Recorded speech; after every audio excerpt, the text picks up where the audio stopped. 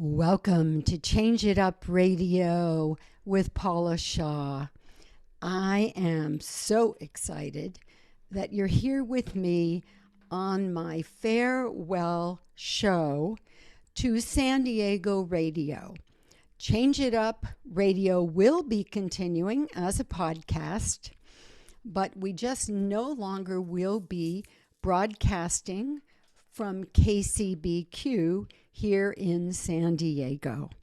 So, welcome. As you know, I am your host, Paula Shaw. I am an author. I am the author of Chakras, the Magnificent Seven, which I don't have a copy of with me today. I am the author of Grief, When Will This Pain Ever End? And I am also the author of Saying the Right Thing When You Don't Know What to Say. And saying the right thing when you don't know what to say is my latest book, and it's kind of my passion project because it was born out of my many years working with people dealing with loss who said to me time and time again, nobody came, nobody called, nobody said anything. They all acted like everything was okay and everything was normal. And and then of course those people feel abandoned, they feel hurt, they don't know how to deal with the pain without any kind of support. And so I just couldn't hear that anymore. I had to, because I knew the reason that they weren't showing up was not because they were insensitive or cruel. It was because they felt inadequate. They felt inept and they didn't want to hurt someone and make it worse. So they didn't call, they didn't show up at all. Saying the right thing when you don't know what to say gives you actual statements that are helpful and statements that are not. It talks about the reasons why we have difficulty with those kinds of emotional conversations. And it explains the 5 steps that are extremely important to have present if you're going to have a productive and helpful, difficult conversation. So those steps are, first of all, set the right intention. You really want to let the energy know how you'd like it to show up before you show up. And you want the energy to be that of being supportive, being compassionate, not teaching, not changing, not lecturing, none of that stuff. The second step is that you want to, or actually we said setting intention and then coming from the right mindset. That's incredibly important. And then what's really important is that you listen. Oh my gosh, we so underestimate the importance of listening. And believe me, you've all had that experience of talking to somebody on the phone and all of a sudden you realize they're gone. They're doing something else. They're not listening to you. So that is such an important step, to listen. And then, of course, it's very important not to judge, not to criticize, as I said, not to teach. Be there for comfort and support. And then, of course, finally, when it's your turn to respond, come from the heart, not the head. Don't give them some logical statement like, well, you will get over this. Everyone does eventually. Well, that's not very helpful to somebody in the midst of emotional pain because to them, it doesn't feel like they'll ever get over it. So you want to come from your heart. Remember, when people are hurting, they need your humanity, not your database. So that's some of what is shared in saying the right thing when you don't know what to say. And by the way, if you would like to know more about my work as a life transition coach or as a speaker, or if you want to get information on my books, you can get all of that at paulashaw.com. That's paulashaw.com. And while you're there, grab my free offer, which is a fabulous cheat sheet. It's kind of a perfect cheat sheet. It's a little ebook that actually has 20 things to say that are helpful, 20 things to say or to not say because they're not helpful, and also some 20 responses that you would want to make if perhaps you're the person in pain and somebody is saying something to you that is really hurtful, though they don't mean it to be, or that's really bothering you. These are responses that you can make that are kind and that will let them know you appreciate the thought, but be able to respond from your own heart. So that free offer is on paulashaw.com. And again, I want to remind you, if you'd like more information about Change It Up Radio, if you want to stay in touch with us when we are no longer being broadcast on KCBQ, AM 1170 in San Diego, and FM 96.1 in San Diego, then just go to changeitupradio.com. That's changeitupradio.com. We also archive every show there, so you can go back and listen to past shows, which can be a real treat because we have had some amazing people on this show. And on that same website, you can get information about being either a guest or a sponsor of this show. So that's changeitupradio.com. So as I mentioned, it's been nearly, over 4 years that I have been with KCBQ here in San Diego. And it is really difficult for me to leave and to say goodbye to the amazing people there. And a little later in the show, I'm going to be sharing with you how it all began. But I think it's very important right now, while we're talking about the places you can find us and where Change It Up Radio is aired, I think it's important that I take a few moments to thank the people at KCBQ who made this all happen and who have been my right hand and my support and just my guides. They've just been the most wonderful people. And so for my thank yous to staff at KCBQ here in San Diego, I want to start with Susie Lopez, who is the Director of Marketing and Promotions. And she's been my marketing rep. She's been with, and this is a really true testament of how wonderful the people there are and how happy they are on their jobs. They've all been there a long time. Susie's been there for 15 years. And I was lucky enough to get her as my marketing rep on my show. In fact, all along I've called her my producer because I felt like that's what she was. But her official title is Director of Marketing and Promotions. Thank you, Susie. Thank you for all the support, all the love, and for the very special moments we've known. And then there's Todd Pierrick, who goes by Todd James, because that's a little easier to say. And he is the man that is responsible for helping me to sound good every week. And God bless him, he's had some challenges because during COVID, I don't go into the studio anymore, and so it's not always easy to get good sound when we're recording here on Zoom. So bless you, Todd.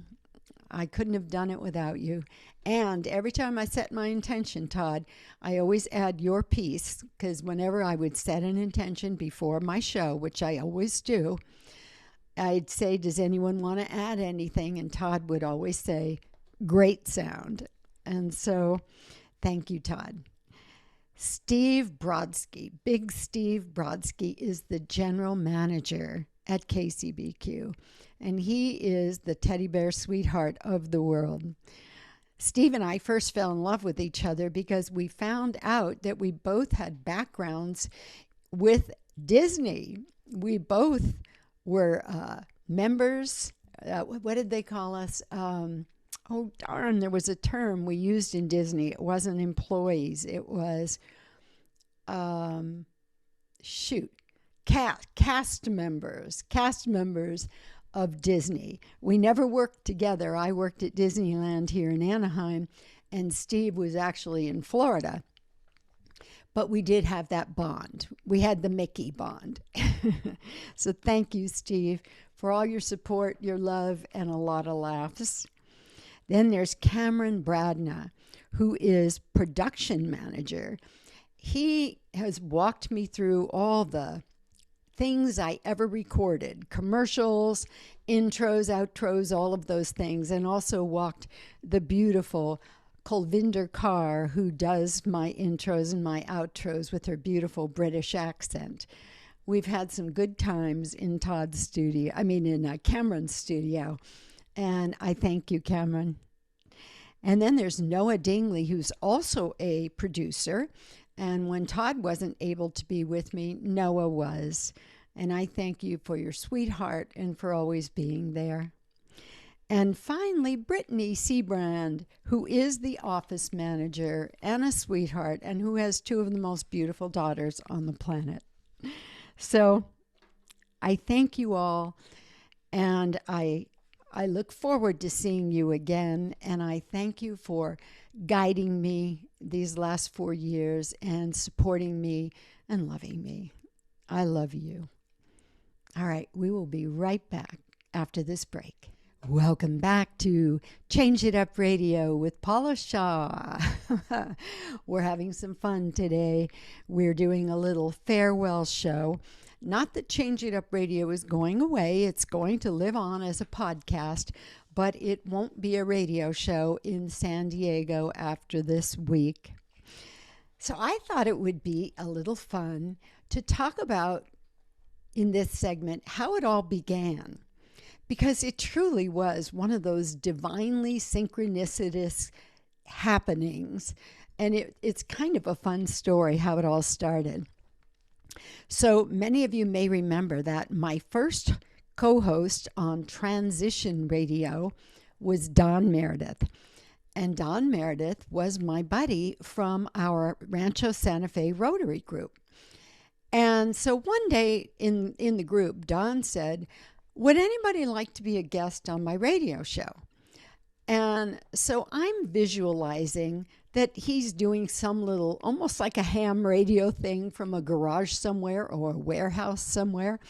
And so I thought, well, that'll be fun, because Don and I, we'd have coffee and, we'd have some laughs. And I thought, well, yeah, I'd love to do that. I've always had a dream of doing a radio show. So I tell Don I'll do the show.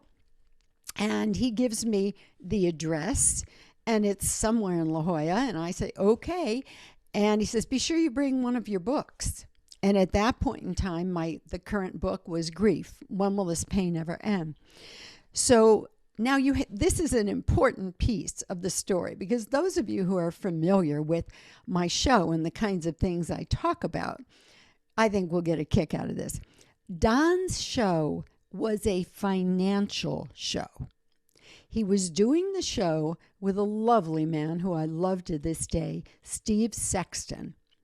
And Steve was a wonderful financial advisor. So my first moment of oh my God was when I pulled up to the address that Don had given me, And it's a high-rise building in UTC, La Jolla. And I go, oh my God, this might be the real thing. And so I walk in, I meet Don, and it is a real radio station. There are studios, people are doing shows, things are going on. And I'm like, oh my goodness. And so the gal at the desk says, well, why don't you guys go on back into the green room? Steve's not here yet. So we go back, and Don's going, this is going to be fun, Paula. Nothing to it. We'll just ask you a few questions and blah, blah, blah. And I had not really been prepped. I didn't know exactly what they'd want to know. I was just there. So Steve comes in, and he meets us in the green room, and Don says, Steve, this is Paula Shaw, and this is her book. And Don hands him my book, Grief. When will this pain ever end?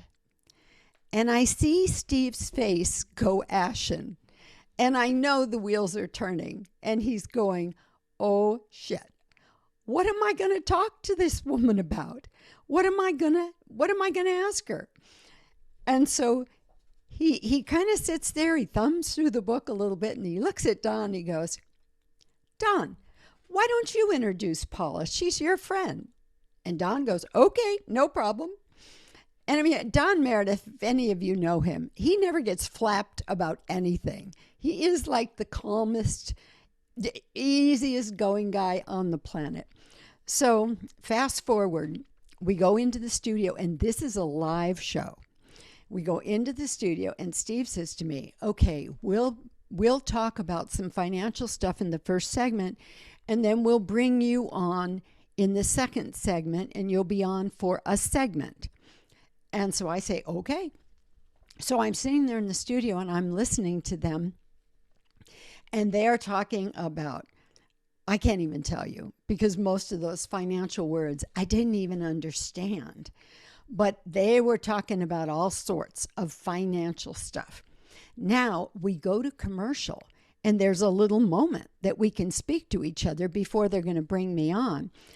And I look at them and I go, wow, that was impressive. And Steve goes, really? And I said, yeah. And I said, I didn't understand a lot of it, quite frankly, but I think it's interesting you talk so much about retirement, because retirement is such a grief experience. And Steve goes, what? A grief experience? And I said, well, yeah, look at all the loss that's involved. Loss of identity, loss of a regular schedule, loss of the friends in the workplace. And Steve goes, oh my God, that's it. That's the bridge. Well, all I can tell you is the next segment came, they brought me on, and it was like one would fire a question at me, and I would no sooner be finished with that. The other one was excited and had a question. And Steve opens up and starts talking about things in his personal life he's never talked about. And the segments just flew, and they kept me on for the rest of the show. So later on, and when we came out, the general manager and all these people are standing in the hallway where they could hear our show. And they started clapping, and they said, great job, great job. And I was like, oh my goodness, well, that was just the most fun I ever had. And so on my way home, Don is texting me, and he says, great job, Paula. That was great. It was really fun. And I said, I know. I think we should do our own show. And Don Meredith sends me this text that says, Transition Radio with Paula Shaw. And a week later, KCBQ offered us Transition Radio, Don Meredith and Paula Shaw co-hosting. And we had the joy of doing that for a little over a year, and it was wonderful. When Don chose to move on, I went on with the show with another co-host, but it was never the same as being with Don, because it was just fun every week, just showing up and bringing who we were and what we knew, and fabulous guests to San Diego radio. So that was how it began. And then after my second co-host decided to move on, Susie Lopez, God bless her, the marketing and promotions gal I mentioned in the last segment, Susie said, Paula, why don't you just do your own show? And I said, really? She said, you don't need a co-host. Just do your own show. And it was in that moment that Change It Up Radio with Paula Shaw was born. And may I say, I have had some of the most wonderful moments of my life doing this show, interviewing amazing people, having the fun of researching my guests before they come on, of learning about their work, of giving them the opportunity to be seen in a whole other level. I mean, the way that this came to me so magically as kind of a fluke after my first show with Don and Steve, it was like, whoa, I found this thing I love that I never, ever thought I would get the opportunity to do. I mean, I think I have shared before, I'm not sure, but when I was a kid, around 12 years old, I read Barbara Walters' book called How to Talk to Practically Anybody About Practically Anything. And from that moment on, my secret dream was to be a talk show host. I loved the idea of interviewing people, and I've always been very curious and very interested in people, and so it just seemed like that would be a dream come true. And thanks to Don Meredith, and thanks to KCBQ, that dream came true. And I will be continuing my podcast dreams and even expanding them. I have an idea for a second podcast that I want to add now, and it's in the works. And since I will also be not only on every major podcast platform, but also on Podopolo, which Melinda Whitstock, you may have caught her show last week. Melinda Whitstock is the creator and founder and CEO of Podopolo, but it's going to be an app that's going to take the world by storm.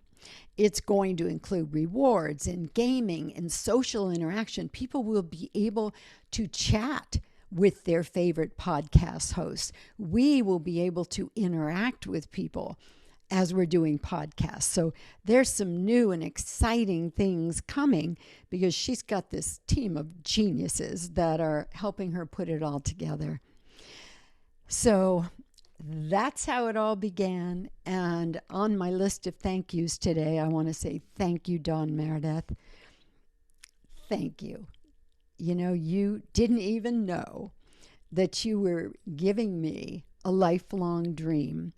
And it just turned out to be even more wonderful than it had been in the dream state. And every week when I would come into the studio and do my show with you, it was always a joy. And again, I will be forever grateful. Oh my goodness, I'm just feeling such gratitude today for so many people who have supported me along the way here.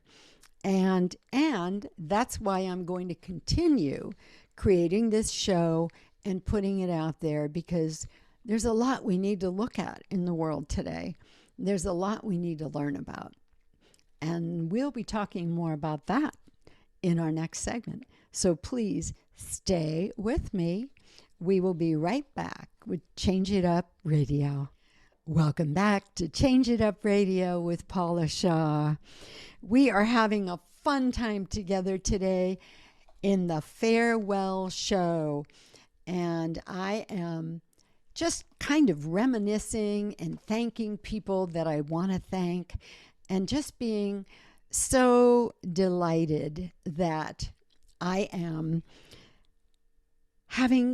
had the experience I've had here on Change It Up Radio. But one of the things I think that I'd love to reminisce about a little bit right now is that we've been through quite a year, haven't we? This last year was unbelievable. We went through a pandemic. We went through elections. We went through racial unrest. We've been through incredible times, and it's almost daunting to really step back and think about everything that has happened. You know, last year, I believe I did my last show in the studio in early March.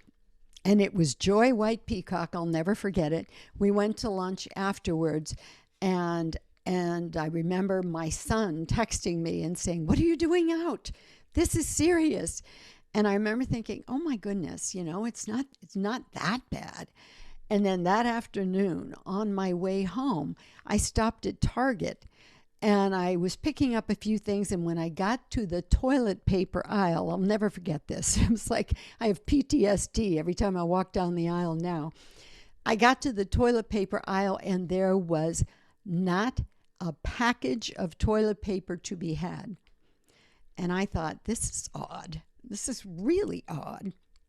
And so when I got to the check stand, I said, "Did I miss the memo that there was going to be no toilet paper this day?" And she said, "Oh no, everybody's afraid that the shipments won't come in from China." And I'm like, "You got to be kidding.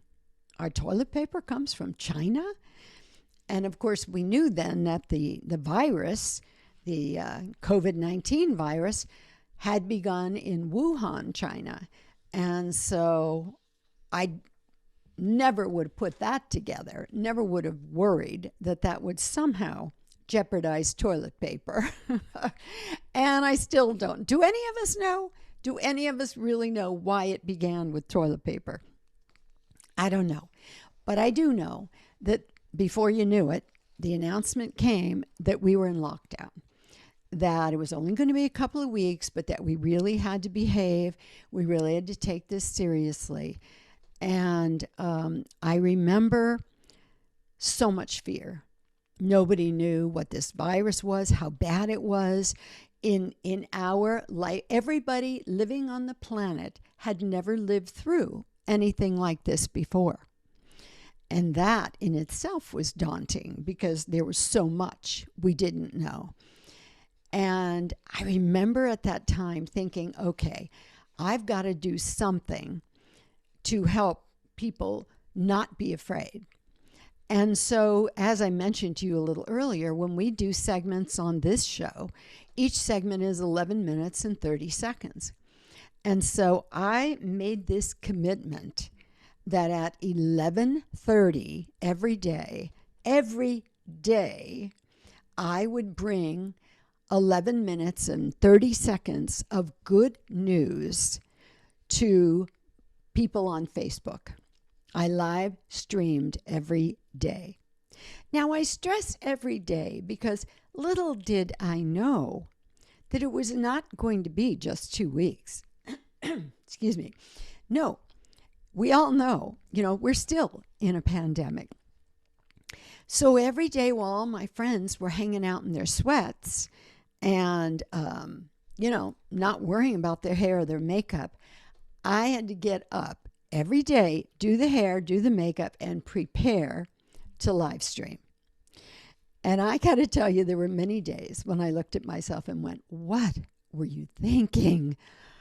Oh my goodness. And yet, it was really one of the most joyful experiences I've ever had. And I always like to say that John Krasinski copied me. He thought it was such a good experience. We don't know that, but I like to think it because my 11 minutes and 30 seconds at 11:30 highlights from the Silver Linings Playbook, that came out before John Krasinski created Some Good News, which I loved that he was doing that because we all needed it. And I did love his show. I was a big fan. So that was the beginning of COVID for me. But what I did love was it forced me to take a step I hadn't wanted to take. Because remember, when you're doing radio and it's only audio, shoot, you can hang out in your jeans and your t-shirt and nobody knows, because all they're hearing is your voice. So what was interesting is that I'd always played with the idea of wanting to do more live streaming and wanting to touch, reach out and touch people in that different way. And so 11 minutes and 30 seconds, 11:30 at 11:30, I called it, ended up being the vehicle through which I got on Facebook and I live streamed every day. So anyway, the pandemic, some of the other things that we talked about on this show and on 11:30 at 11:30 was that we had become a world of grievers. Remember, grief is the emotion that occurs whenever something has been lost. It isn't necessarily just connected with death. Grief has to do with loss. And there was no one on the planet who wasn't dealing with loss as this pandemic changed our whole way of life. And so we've had some great opportunities to help people and educate people about loss and help them understand better ways to talk to each other, to support each other, and to be sensitive to each other when we're dealing with loss. We all need it. As I was saying earlier when we were talking about saying the right thing when we don't know what to say, we need each other as fellow humans. We still do, even though the world is beginning to open up. There are many people who have suffered. There are many people who've gone through tough times in this last year. And as we all know, we had elections that were crazy. We had the big lie that we all had to deal with. We've had racial unrest in this country. We've had people speaking up who have been oppressed and who have been abused for hundreds of years in this country. And so while we are seeing problems, we're also seeing hope. And I think that's a really important thing. Last week's show, my daughter Erin and I talked about Daunte Wright and the shooting and how upset everyone was. And it was a tough time, and it was tough to talk about those things, knowing there was a family that was grieving, that had suffered the worst loss possible. But then we got the good news this week that Derek Chauvin, the officer who killed George Floyd, was found guilty on all 3 counts. What a beautiful day for people of color in this country. What a beautiful day for all of us to see that justice is what is most important. Justice can prevail. No matter how many years of prejudice and white supremacy and all of that is part of the history of this country and still part of the mentality in this country. And yet, justice prevailed. And just that morning, I was talking to Erin, my daughter, who you'll all be seeing shortly, and I said, wouldn't it be beautiful? Wouldn't it just be beautiful if there was a guilty verdict to just make a statement to all the people of color in this country that things are changing, that it's a different sheriff in town now, that there's hope. And so, of course, when I picked up my phone and saw the news headline that the guilty verdict had come in, I sobbed and immediately got on the phone with Erin, and we sobbed together, as we're wont to do. It was so special, and it gave me such hope, and I hope it gives everyone in this country hope and puts everyone in this country on notice that democracy and justice and equality are what we were founded on, and that's what we stand for, and that's what we should fight for. And I am so happy that a family that has been grieving for over a year has some kind of justice, some kind of hope. And so in turn, so do the rest of us. So that was the good news, that the happy ending on a story that is not over, a story that is ongoing. But I think that gives us all hope that when we stand for what's right, when we're willing to speak up, when we're willing to put ourselves on the line and take a position, miracles can happen. Miracles can happen. All right. We will be back in just a moment with my beautiful daughter, Erin, and we are going to be talking about our Rut Buster segment. All right. See you in a minute. We'll be right back. Welcome back to Change It Up Radio with Paula Shaw. And I started to say in studio, but we're not in studio. But joining me for this segment is my daughter, Erin Shaw, who, as you all know, is a writer and a singer and an all-round amazing daughter. Hello, darling. Hey, what an intro. Thank you. You're looking very beautiful. I think it's just the good lighting. I'm in front of a window. I see. Oh, yes. Well, Yeah. It is good lighting. All right. And I enjoyed your last segment. What a nice way to look back on 2020. What a year it was. Thank you. Yeah. You know, it's funny because I didn't want to write it all out. I wanted to just kind of see what flowed into my head when I reminisced about the year, because, you know, I've been reminiscing about how the show evolved and, you know, my first experience with Don Meredith and how it helped, and thanking all the people at KCBQ. So, yeah, it's been a definite nostalgic journey today. I bet.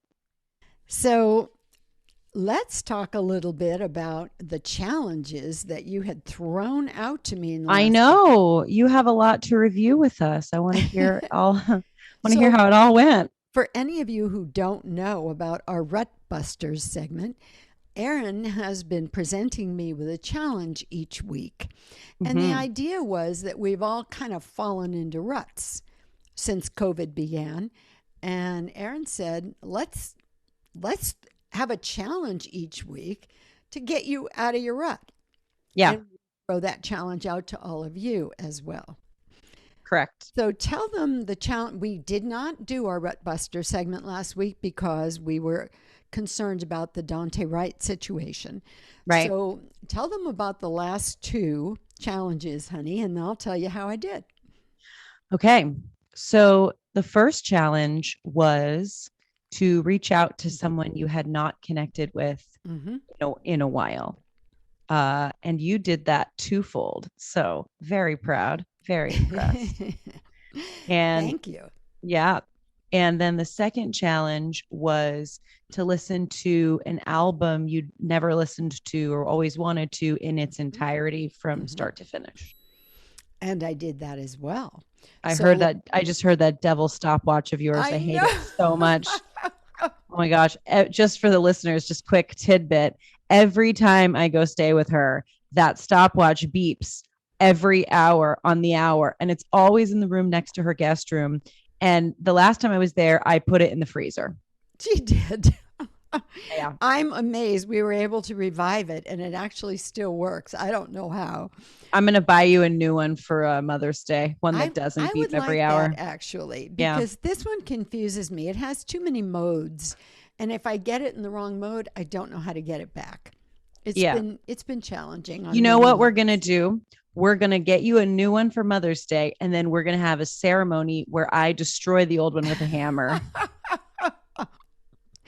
It'll be cathartic for both of us. I know. That'll be a good thing. And I'm going to video it and somehow find a way to share it. I'll try to look graceful doing it and not like Cruella DeVille with the like fire eyes.